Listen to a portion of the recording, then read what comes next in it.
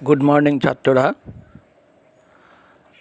আজ 21শে সেপ্টেম্বর সোমবার, তোমাদের ইতিহাস ক্লাস।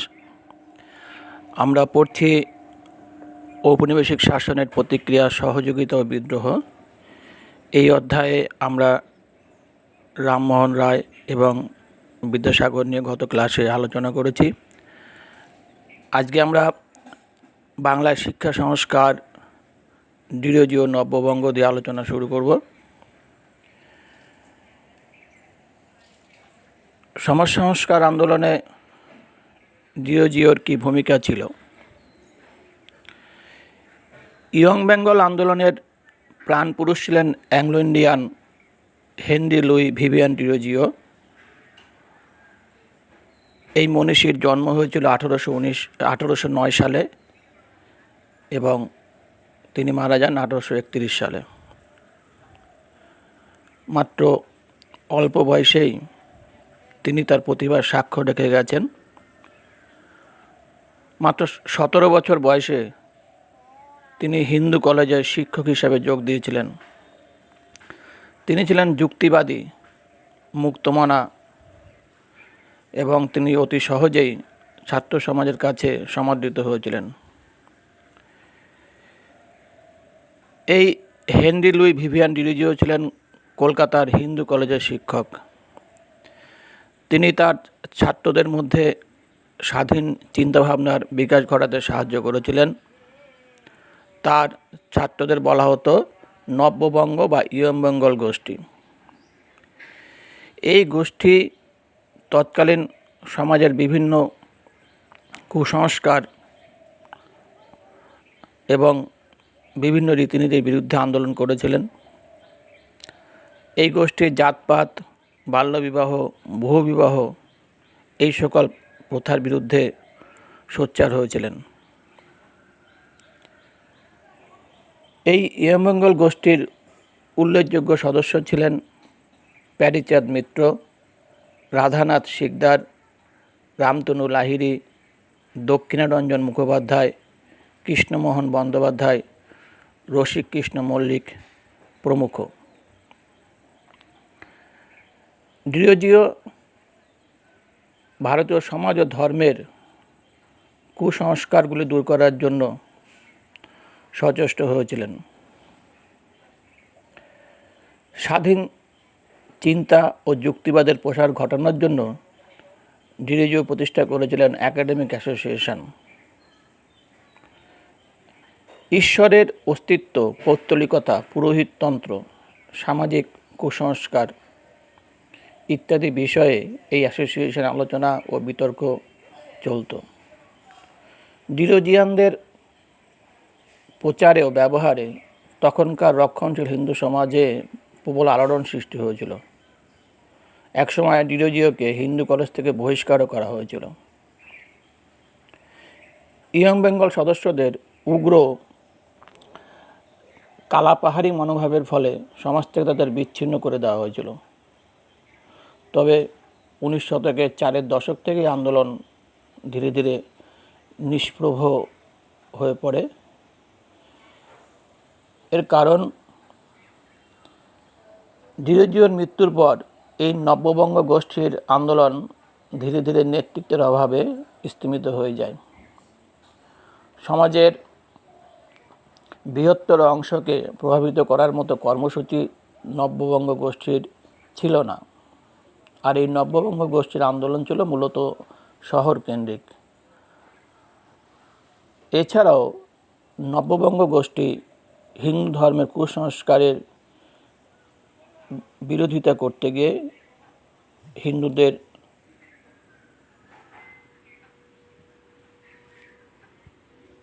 সমস্ত আচার আচরণের তীব্র বিরোধিতা করে অন্যভাবে হিন্দুদের প্রতি বিরোধিতার ফলে হিন্দু সমাজের মধ্যে তাদের গ্রহণযোগ্যতা সৃষ্টি হয়নি। আরেকটি বিষয়, এই নব্যবঙ্গ গোষ্ঠী দেশের সংখ্যাগরিষ্ঠ কৃষকদের সমস্যার সম্পর্কে উদাসীন ছিল। এই সকল কারণেই নব্যবঙ্গ গোষ্ঠীর আন্দোলন ব্যর্থতায় পর্যবসিত হয়। এই সময় ভারতে নারী শিক্ষার প্রসারের জন্য বিভিন্ন রকম সংস্কার কর্মসূচি নেওয়া হয়। এই সংস্কারকদের মধ্যে উল্লেখযোগ্য ছিলেন পণ্ডিত ঈশ্বরচন্দ্র বিদ্যাসাগর। তিনি নারী শিক্ষার জন্য তার জীবনের বেশিরভাগ সময় ব্যয় করে গেছেন। তো 1840-এর দশকে ভারতের অন্যত্র সমাজ ও শিক্ষা সংস্কার আন্দোলন হয়েছে। পশ্চিম ভারতে এই বিষয়ে বিভিন্ন আন্দোলন তৈরি হয়েছে। 1866 খ্রিস্টাব্দে বিষ্ণু শাস্ত্রী পণ্ডিতের নেতৃত্বে বিধবা বিবাহের পক্ষে একটি সভা গড়ে ওঠে। পরবর্তীকালে আত্মারাম পাণ্ডুরং, মহাদেব গোবিন্দ রানাডের নেতৃত্বে বোম্বাইতে প্রার্থনা সমাজ সামাজিক সংস্কারের বিশেষ উদ্যোগ নেয়। এই প্রসঙ্গে নারী শিক্ষার প্রসারে পণ্ডিতা রমাবাইয়ের ভূমিকা বিশেষভাবে উল্লেখযোগ্য। পণ্ডিতা রমাবাই সেই সময়ে রক্ষণশীল ব্রাহ্মণ পরিবারে জন্মগ্রহণ করেন এবং প্রাচীন ভারতীয় শাস্ত্রে তিনি যথেষ্ট ব্যুৎপত্তি বা জ্ঞান অর্জন করেন। তিনি প্রচলিত জাতিভেদ প্রথার বিরোধী ছিলেন, সেই কারণে তিনি একজন শূদ্রকে বিয়ে করেন এবং তিনি বিধবা অবস্থায় ইংল্যান্ডে গিয়ে ডাক্তারি পাশ করেন। তিনি বিধবা মহিলাদের জন্য একটি আশ্রম প্রতিষ্ঠা করেছিলেন এবং বলা যায় সমকালীন সমাজ ব্যবস্থায় তিনি ছিলেন নারী মুক্তির জ্বলন্ত প্রতীক এবং নারী শিক্ষা প্রসারে তিনি বিশেষ ভূমিকা নিয়েছিলেন। এই সময় আরও কয়েকজন মহিষী নারী, ভগ্নী শুভলক্ষ্মী, বাংলায় বেগম রোকেয়া সাখাওয়াত হোসেনের ভূমিকাও উল্লেখযোগ্য। পণ্ডিতা রমাবাই পশ্চিম ভারতের একজন ব্যক্তিত্ব হলেও তার যে শিক্ষা সংস্কার সেটা ছিল উল্লেখযোগ্য। তৎকালীন সামাজিক গোঁড়ামি ও জাতিবাদ প্রথা বিরোধিতা করে নারী জাতির উন্নয়ন ও সামাজিক সংস্কারমূলক কাজে বিশেষ অবদান তিনি রেখে গেছেন। এই সময়তে ভারতে ধর্ম সংস্কার আন্দোলনে ব্রাহ্ম আন্দোলন এবং হিন্দু পুনর্জীবন আন্দোলনের ভূমিকাও গুরুত্বপূর্ণ। 1815 খ্রিস্টাব্দে কলকাতায় আত্মীয় সভা প্রতিষ্ঠা করেন রামমোহন রায়। মূলত সামাজিক সংস্কার করাই ছিল এই প্রতিষ্ঠানের মূল লক্ষ্য। 1828 খ্রিস্টাব্দে আত্মীয় সভা থেকে ব্রাহ্ম সমাজ গড়ে ওঠে। রামমোহনের পরবর্তীকালে দেবেন্দ্রনাথ ঠাকুর, কেশবচন্দ্র সেন, বিজয়কৃষ্ণ গোস্বামীর উদ্যোগে কলকাতার শিক্ষিত সমাজের গণ্ডি পেরিয়ে ব্রাহ্ম আন্দোলন বিভিন্ন জেলায় ছড়িয়ে পড়ে। এই আন্দোলনগুলির প্রভাব সমাজের বিভিন্ন ক্ষেত্রে পড়েছিল। ব্রাহ্ম সমাজের আন্দোলন ভারতীয় সমাজের বিভিন্ন কুপ্রথাগুলির বিরুদ্ধে প্রতিবাদ জানায়, ফলে হিন্দু সমাজের কুসংস্কার সম্বন্ধে মানুষ সচেতন হয়ে ওঠে। ভারতীয় সমাজে জাতিভেদ প্রথা বিরোধিতা করে ব্রাহ্ম আন্দোলন জাতীয়তাবাদী চেতনা জাগরণে সহায়ক হয়। ব্যক্তি স্বাধীনতা, জাতীয় ঐক্য ও জাতীয় সংহতির আদর্শ প্রচার করে ব্রাহ্ম সমাজের আন্দোলন ভারতবাসীকে এক নতুন পথের সন্ধান দেয়। নারীদের মধ্যে উচ্চশিক্ষার বিস্তার, পর্দা প্রথার বিলুপ্তি, বিধবা বিবাহ আইন প্রবর্তনের মধ্যে দিয়ে ব্রাহ্ম সমাজ নারীদের সামাজিক অবস্থার উন্নতিতে উদ্যোগ গ্রহণ করে।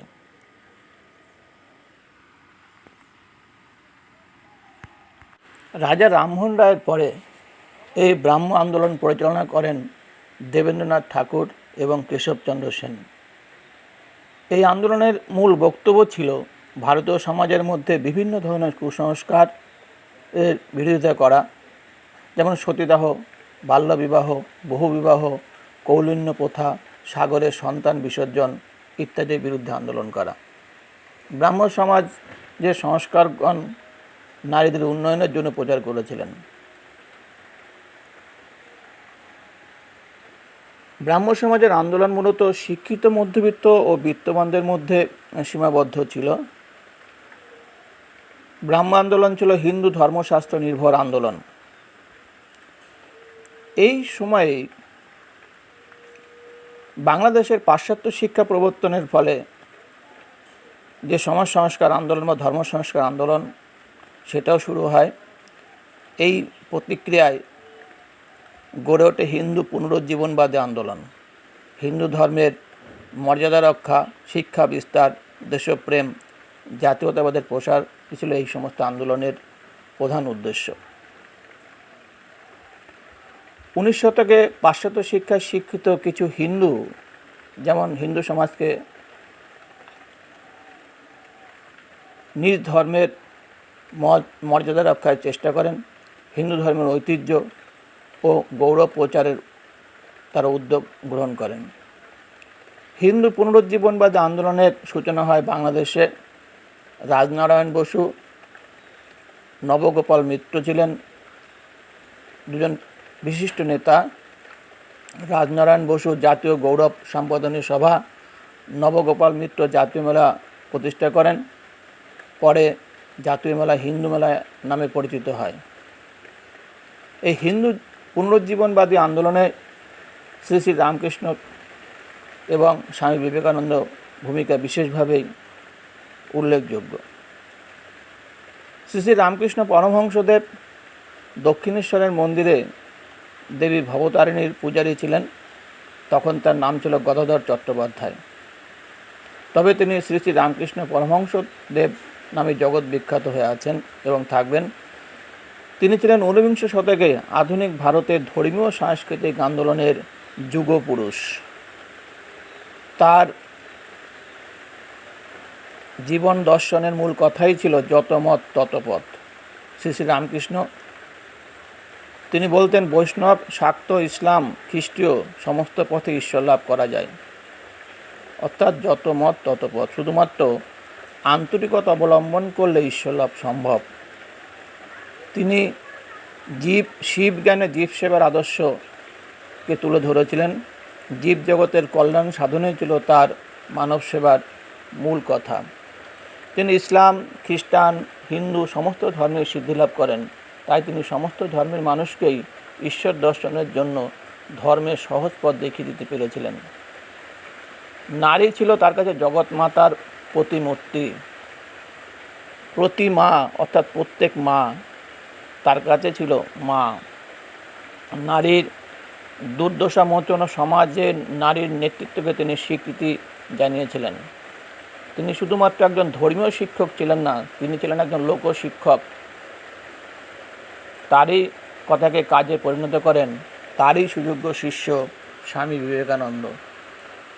এই স্বামী বিবেকানন্দের অবদান ভারতবর্ষের চিরস্মরণীয় হয়ে থাকবে। শ্রীরামকৃষ্ণের যোগ্য শিষ্য স্বামী বিবেকানন্দ নবভারতের রূপকার। আত্মবিশ্বাস ও স্বদেশপ্রেমের মূর্ত প্রতীক ছিলেন স্বামীজি। তিনি পরাধীন ভারতের মানুষকে দেব দেবীদের বাদ দিয়ে ভারত মাতাকে আরাধ্য দেবী রূপে ভাবতে বলেন। তার ধর্ম ছিল ম্যান মেকিং রিলিজিয়ান, মানুষ তৈরির ধর্ম। তার রচিত বিভিন্ন গ্রন্থ বর্তমান ভারত, পরিব্রাজক, জ্ঞানযোগ, রাজযোগ উল্লেখযোগ্য।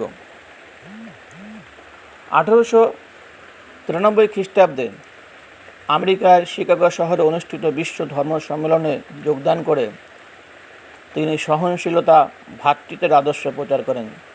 সেখানে তিনি ভারতীয় দর্শন ও হিন্দু ধর্মের শ্রেষ্ঠত্ব প্রতিষ্ঠা করেন। 1897 খ্রিস্টাব্দে প্রতিষ্ঠা করেন রামকৃষ্ণ মিশন, যাকে নবভারতে আনন্দমঠ বলা হয়। এই প্রতিষ্ঠানের উদ্দেশ্য মানব সেবা। জাতিভেদ, ধর্মীয় কুসংস্কার, সামাজিক অনাচার, অশিক্ষা, অসাম্য ইত্যাদির বিরুদ্ধে বিবেকানন্দ মানুষকে সোচ্চার হতে বলেছিলেন। তিনি বলতেন, কুসংস্কারহীন নতুন সমাজ নতুন দেশ গঠনে সহায়ক হবে। স্বামীজি প্রাচ্য, পাশ্চাত্য, প্রাচীন ও আধুনিক মতদর্শ ধনী দরিদ্র সবার সহযোগিতায় এক নবভারত গড়তে চেয়েছিলেন। তিনি উপলব্ধি করেছিলেন দেশের প্রকৃত শক্তি হল দেশের শ্রমজীবী মানুষ। জাতীয়তাবাদের অগ্রদূত ছিলেন স্বামীজি। স্বামীজি প্রকাশ্য রাজনীতিতে না এলেও স্বাধীনতার একজন উগ্র সমর্থক ছিলেন। অরবিন্দের মতে বিবেকানন্দই আমাদের জাতীয় জীবনের গঠনকর্তা ছিলেন। স্বামীজি দেশের মুক্তির জন্য যুব সম্প্রদায়ের ওপর বিশেষ গুরুত্ব দিয়েছিলেন। ভারতীয় জাতীয়তাবাদের জনক হলেন স্বামী বিবেকানন্দ। 19 শতকের দ্বিতীয় ভাগে মুসলমান সমাজে বিভিন্ন সংস্কার প্রক্রিয়া শুরু হয়েছিল। এই উদ্দেশ্যে 1863 খ্রিস্টাব্দে কলকাতায় মোহামেডান লিটারারি সোসাইটি প্রতিষ্ঠা করা হয়েছিল। আর মুসলিম সমাজ সংস্কারকদের মধ্যে স্যার সৈয়দ আহমেদ খান ছিলেন সব থেকে অগ্রগণ্য, এবং তারই নেতৃত্বে প্রতিষ্ঠিত হয়েছিল আলিগড় মুসলিম বিশ্ববিদ্যালয়। ইংরেজ সরকারের সঙ্গে মুসলমানদের সম্প্রীতি স্থাপন করা, মুসলমান সমাজের মধ্যে পাশ্চাত্য শিক্ষার প্রসার ঘটানো, মুসলমান সমাজের থেকে কুসংস্কার দূর করা, মুসলমান নারীদের অবস্থা উন্নতি ঘটানো, এইগুলো ছিল তার শিক্ষা সংস্কারের প্রধান লক্ষ্য। তিনি একদা মুসলিম যুবকদের উদ্দেশ্যে বলেছিলেন যে নিজেদের শিক্ষার মধ্যে ডুবিয়ে দাও, ওটাই মুক্তির একমাত্র পথ। তিনি 1863 খ্রিস্টাব্দে সায়েন্টিফিক সোসাইটি প্রতিষ্ঠা করেছিলেন। তিনি 1864 খ্রিস্টাব্দে গাজীপুর ও মোরাদাবাদে দুটি বিদ্যালয় প্রতিষ্ঠা করেন এবং সেখানে ইংরেজি বিজ্ঞান শিক্ষা চালু করেন। 1875 খ্রিস্টাব্দে Aligarh Mohammedan Anglo oriental college প্রতিষ্ঠা করেন। 1886 খ্রিস্টাব্দে মোহামেডান এডুকেশনাল কনফারেন্স বা মুসলিম শিক্ষা সম্মেলন প্রতিষ্ঠা করেন। এই প্রতিষ্ঠানের উদ্দেশ্য ছিল মুসলমানদের মধ্যে পাশ্চাত্য শিক্ষার প্রতি আগ্রহ সৃষ্টি করা ও পাশ্চাত্য শিক্ষার প্রসার ঘটানো। প্রসঙ্গত এই সময়তে বাংলার বাইরেও ভারতের অন্যান্য অঞ্চলে যে সংস্কারের আন্দোলন শুরু হয়েছিল, সেখানে দুজন ব্যক্তিত্বের কথা আমরা একটু বাদ দিয়ে চলে গেছি। তাদের মধ্যে উল্লেখযোগ্য হলেন দক্ষিণ ভারতের অন্যতম সমাজ সংস্কারক বীরেশ লিঙ্গম পান্তুলু। তিনি বাংলার ব্রাহ্ম আন্দোলনের দ্বারা প্রভাবিত হয়েছিলেন। দক্ষিণ ভারতের প্রার্থনা সমাজের সংস্কার আন্দোলনের অন্যতম প্রচারক ছিলেন তিনি। তার নেতৃত্বে মাদ্রাজ প্রেসিডেন্সিতে বিধবা বিবাহ আন্দোলন শুরু হয়। তিনি সমাজে প্রচলিত জাতিভেদ প্রথা, অস্পৃশ্যতা, বাল্যবিবাহ প্রভৃতি বিরোধিতা করেছিলেন এবং নারী শিক্ষার প্রচারের জন্য উদ্যোগী হয়েছিলেন। এই বীরেশ লিঙ্গমকে বলা হয় দক্ষিণ ভারতের বিদ্যাসাগর। আরেকজন বিখ্যাত সমাজ সংস্কারক ছিলেন মহাত্মা জ্যোতিরাও ফুলে। জ্যোতিরাও ফুলে ছিলেন মহারাষ্ট্রের একজন উল্লেখযোগ্য সমাজ সংস্কারক। তিনি ভারতীয় সমাজের নিম্নবর্গীয় মানুষের সামাজিক মর্যাদা প্রতিষ্ঠার জন্য আন্দোলন করেছিলেন। এই আন্দোলনে তার স্ত্রী সাবিত্রী রায় বিশেষভাবে সহযোগিতা করেছিলেন। ফুলে নারী শিক্ষা প্রসারের জন্য 1851 খ্রিস্টাব্দে পুনা শহরে একটি বিদ্যালয় প্রতিষ্ঠা করেছিলেন। বিধবা পুনর্বিবাহ আন্দোলনের ক্ষেত্রে তার অবদান উল্লেখযোগ্য এবং নিচুতলার মানুষদের অধিকার প্রতিষ্ঠার জন্য তিনি সত্যশোধক সমাজ প্রতিষ্ঠা করেছিলেন। আমাদের পরবর্তী অংশ কৃষক ও উপজাতি সমাজের বিদ্রোহ। 18 শতকের শেষে এবং 19 শতকের শুরুর দিকে ব্রিটিশ কোম্পানি প্রশাসন ভূমি রাজস্ব আদায়ের ক্ষেত্রে নানা রকম রদবদল করেছিল। এই পরিবর্তনগুলির সরাসরি প্রভাব কৃষক ও উপজাতি সমাজের মধ্যে পড়েছিল। ভারতে ব্রিটিশ ইস্ট ইন্ডিয়া কোম্পানি শাসন প্রতিষ্ঠার পর প্রায় 100 বছর 1757 থেকে 1857 সরকার জমিদার ও মহাজনদের অত্যাচার ও শোষণের বিরুদ্ধে অনেক কৃষক ও উপজাতি বিদ্রোহ হয়। এই বিদ্রোহগুলির মধ্যে উল্লেখযোগ্য ছিল ওয়াহাবি, ফরাজি আন্দোলন, নীল বিদ্রোহ, সাঁওতাল বিদ্রোহ।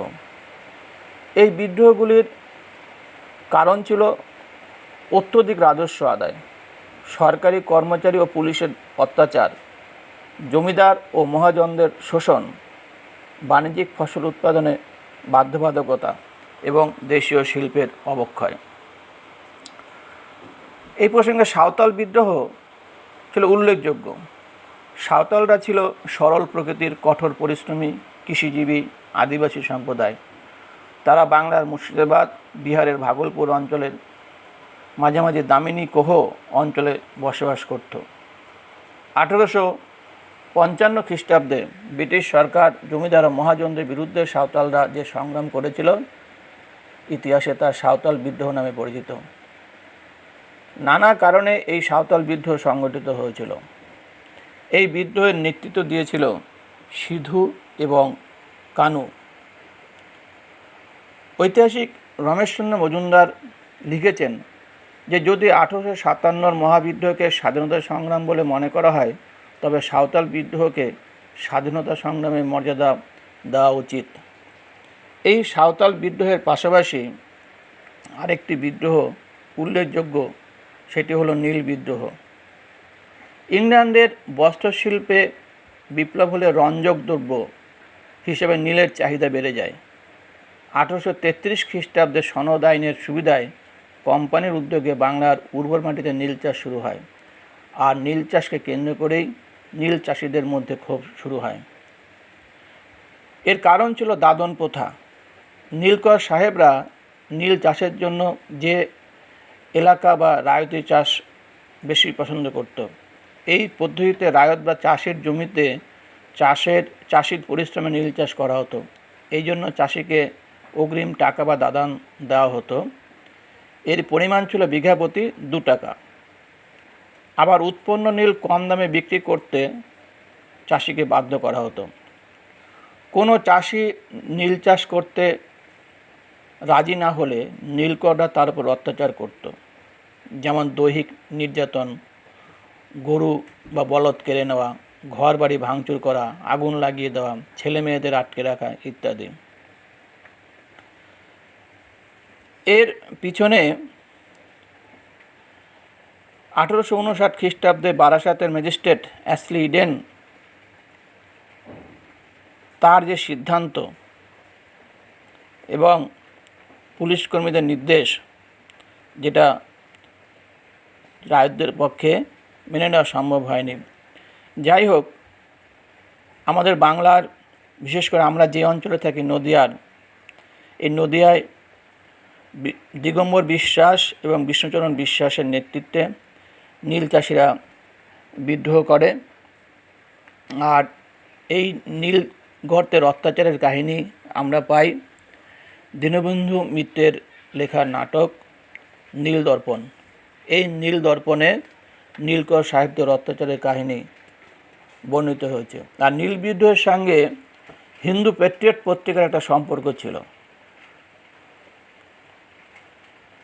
বাংলায় 1859-60 খ্রিস্টাব্দে সংগঠিত নীল বিদ্রোহের প্রতি হিন্দু প্যাট্রিয়ট পত্রিকার সম্পাদক হরিশচন্দ্র মুখোপাধ্যায় বিশেষ ভূমিকা গ্রহণ করেছিলেন। সাঁওতাল বিদ্রোহের মতোই নীল বিদ্রোহ সম্পর্কে তার বক্তব্য ছিল বিশেষ গুরুত্বপূর্ণ। এই সময় আরও কয়েকটি অঞ্চলে বিদ্রোহ হয়, যেমন ওয়াহাবি আন্দোলন, বারাসাত বিদ্রোহ। ওয়াহাবি আন্দোলন হলো ব্রিটিশ বিরোধী আন্দোলনের আরেকটি উল্লেখযোগ্য ঘটনা। ভারতে এই আন্দোলনের বিস্তার ঘটেছিল পাঞ্জাব, উত্তর পশ্চিম সীমান্ত প্রদেশ, বাংলা, মাদ্রাজ প্রভৃতি অঞ্চলে। মূলত এই আন্দোলনের উৎপত্তি হয়েছিল আরব দেশে।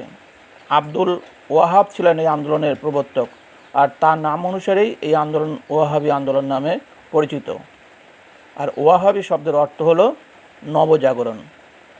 এই আন্দোলনের লক্ষ্য ছিল ইসলাম ধর্মের বিকৃতি দূর করে তার পুনরুজ্জীবন ঘটানো, দারুল হারব বা বিধর্মীর দেশ থেকে ভারতকে দারুল ইসলাম বা ধর্মরাজ্যে পরিণত করা। পাশাপাশি বাংলার 24 পরগনার বারাসাত অঞ্চলে তিতুমীরের নেতৃত্বে যে ওয়াহাবি আন্দোলন সংগঠিত হয়েছিল তা ইতিহাসে বারাসাত বিদ্রোহ নামে পরিচিত। তিতুমীরের বারাসাত অঞ্চলে ইংরেজ শাসন অবসান ঘটিয়ে নিজেকে বাদশাহ বলে ঘোষণা করেছিলেন। তিনি নারকেলবেড়িয়া গ্রামে বাঁশের কেল্লা তৈরি করে নিজের সদর দপ্তর প্রতিষ্ঠা করেছিলেন।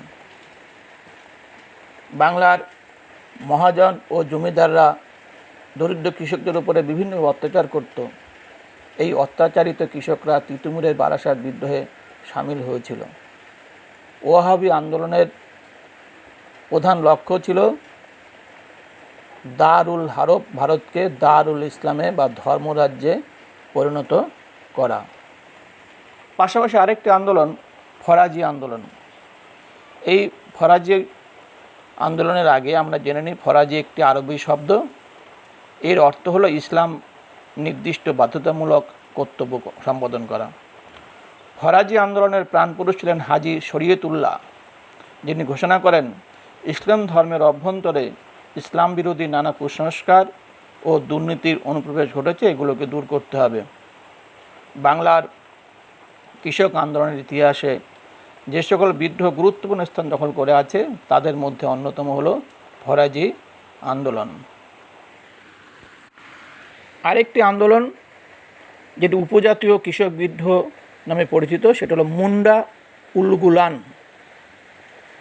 উপজাতীয় কৃষক বিদ্রোহের অন্যতম বড় উদাহরণ ছিল বিরসা মুন্ডার নেতৃত্বে মুন্ডা উলগুলান বা মুন্ডা বিদ্রোহ, যেটি সংগঠিত হয়েছিল 1899 থেকে 1900 খ্রিস্টাব্দে। মুন্ডাদের জমি ধীরে ধীরে বহিরাগত বা দিকুদের হাতে চলে যায়। পাশাপাশি জমিদার, মহাজন, খ্রিস্টান মিশনারি, ঔপনিবেশিক সরকারের প্রতি মুন্ডা কৃষকরা ক্ষুব্ধ হয়ে ওঠে। মুন্ডারা বিশ্বাস করত তাদের নেতা বিরসা নানা রকম অলৌকিক ক্ষমতার অধিকারী। বিরসার আন্দোলন কেবল দিকুদের বিতরণে থেমে থাকেনি, ব্রিটিশ শাসনের অবসান ঘটিয়ে বিরসা শাসন প্রতিষ্ঠা করা মুন্ডা উলগুলানের অন্যতম লক্ষ্য ছিল। যাই হোক, আমরা খুব সংক্ষেপে এই ঔপনিবেশিক শাসনের বিরুদ্ধে যে আন্দোলনগুলো হয়েছিল সেগুলো নিয়ে সংক্ষিপ্ত আলোচনা করলাম। তোমরা পাঠ্য বই খুঁটিয়ে খুঁটিয়ে পড়ো। আমরা পরবর্তী ক্লাসে 1857 খ্রিস্টাব্দের মহাবিদ্রোহ নিয়ে বিস্তারিত আলোচনা করব। ভালো থেকো।